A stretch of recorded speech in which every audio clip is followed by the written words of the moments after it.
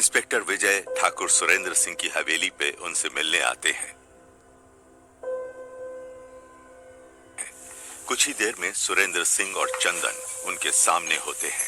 कहिए इंस्पेक्टर साहब, क्या मदद कर सकता हूँ मैं आपकी? जी, मदद तो जरूर कर सकते हैं। वैसे काफी आलीशान हवेली है ठाकुर साहब आपकी। जो भी है आपके सामने है इंस्पेक्टर साहब। कुछ हमारी मेहनत से, कुछ बुजुर्गों के आशीर्वाद और बाकी आप लोगों की दुआ से। आप जरूर हरिलाल केस के सिलसिले में आए होंगे।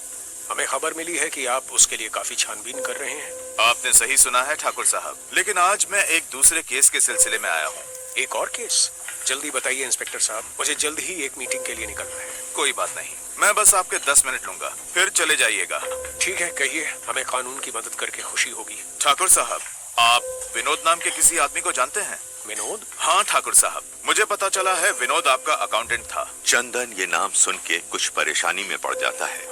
इंस्पेक्टर विजय उसकी परेशानी भांप कर बोलते हैं। क्या हुआ चंदन जी, आप अचानक से इतना घबरा क्यों गए? नहीं सर, घबराया नहीं, वो दरअसल। हाँ बोलिए, आप कुछ कहना चाहते हैं?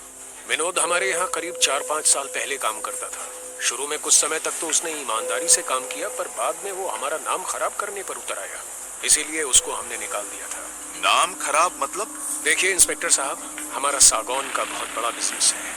हमने विनोद पे भरोसा करके उसको ये जिम्मेदारी सौंपी थी, लेकिन उसने हमारे पीठ पीछे लकड़ी की कालाबाजारी करनी शुरू कर दी। ये काम वो अवैध तरीके से रातों रात करता था। जब हमारा ट्रक पकड़ा गया तो पुलिस ने मेरे बेटे चंदन को गिरफ्तार कर लिया, क्योंकि सब कुछ यही संभालता था और पुलिस का शक सबसे पहले मालिक पे ही जाता है। लेकिन जांच में ये बात साफ हो गई कि इन सब में विनोद का ही हाथ था और चंदन के खिलाफ कोई सबूत न मिलने के कारण इसे छोड़ दिया। विनोद पर भी केस चला, उसे 3 साल की सजा भी हुई। जेल से छूटकर जब वो हमारे पास वापस आया तो हमने उसे काम नहीं दिया, वो चला गया। कहाँ चला गया? हमें क्या करना है इंस्पेक्टर साहब, ये जानकर गया होगा कहीं भी, भाड़ में जाए। हमारा नाम खराब किया था उसने, इसलिए हमने दोबारा उसे नौकरी पे नहीं रखा। मैं विनोद के माता पिता से मिल चुका हूँ, बहुत गरीब लोग हैं वो। उनका कहना है कि विनोद ईमानदार था, उसने कभी कोई गलत काम नहीं किया, बल्कि उसे आप लोगों ने ही फंसाया था। ये क्या कुछ भी बोले जा रहे हैं आप इंस्पेक्टर? देखिए, हम खानदानी लोग हैं, वही बेईमान था। शुरू में हम उसकी नीयत समझ नहीं पाए, लेकिन जल्द ही उसने अपना असली रंग दिखा दिया। आप किस खानदान की बात कर रहे हैं? आपके खानदान के चर्चे तो पूरे गांव में होते हैं। आपके बेटे ने जो नाम किया है उसे कौन नहीं जानता। आप खानदान की बात ना ही करें तो बेहतर होगा। लोगों का क्या है इंस्पेक्टर, लोग तो कुछ भी बोलते हैं, सब चलते हैं हमारे रुतबे और शोहरत से। आपको नहीं पता हमारा कितना नाम है यहाँ। लाखों रुपए दान करता हूँ गरीबों को हर साल, ये नहीं बताया होगा किसी ने आपको। और कोई अफवाह सुन ली आपने तो चले आए आप हम पे उंगली उठाने। ठाकुर साहब, मैं किसी पे उंगली नहीं उठा रहा। विनोद 2 साल पहले गायब हुआ था और आज तक उसका पता नहीं चला। ये रही उसकी मिसिंग फाइल। तो आपका क्या मतलब है, उसे हमने गायब करवाया? मैं आपको बता चुका हूँ, जेल से छूट के जब वो हमारे पास आया था, हमने उसे तभी काम देने से मना कर दिया था और फिर वो यहाँ से चला गया। उसके बाद वो कहाँ गया हमें नहीं पता। विनोद के माता पिता का कहना है कि वो उस रात आपके यहाँ जाने का कहकर ही घर से निकला था, तब से वो लौट कर नहीं आया। पुलिस ने केस फाइल तो कर दिया, लेकिन कुछ पता नहीं चला। शायद बाद में आपने वो केस ही बंद करवा दिया। आप कुछ भी बोले जा रहे हैं।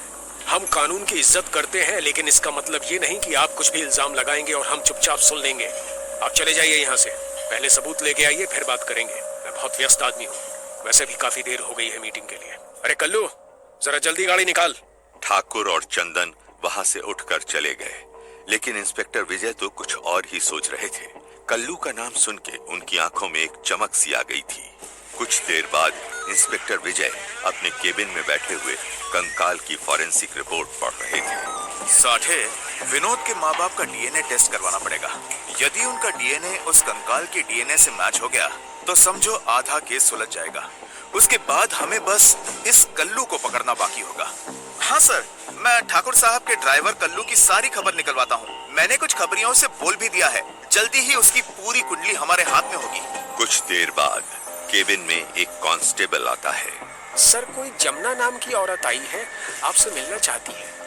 ये सुनते ही इंस्पेक्टर विजय और साठे एक दूसरे की तरफ देख के मुस्कुराने लगते हैं। कुछ देर बाद सफेद साड़ी में एक खूबसूरत औरत अंदर आती है।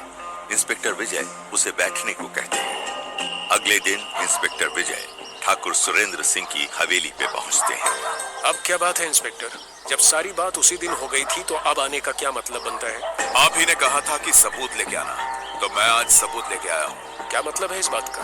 मतलब यह है ठाकुर साहब कि आप बस चंदन को बुलाइए, मुझे उससे कुछ पूछताछ करनी है। अब किस बारे में पूछताछ? जो भी हमें पता था हमने उसी दिन आपको बता दिया, और वैसे भी वो यहाँ नहीं है, किसी काम से शहर गया है। आप मुझे बताइए आखिर बात क्या है? ठाकुर साहब, मैं चंदन को विनोद के मर्डर के जुर्म में गिरफ्तार करने आया हूँ। क्या इंस्पेक्टर विजय ने कंकाल की गुत्थी सुलझा ली थी? कहानी आगे जारी रहेगी।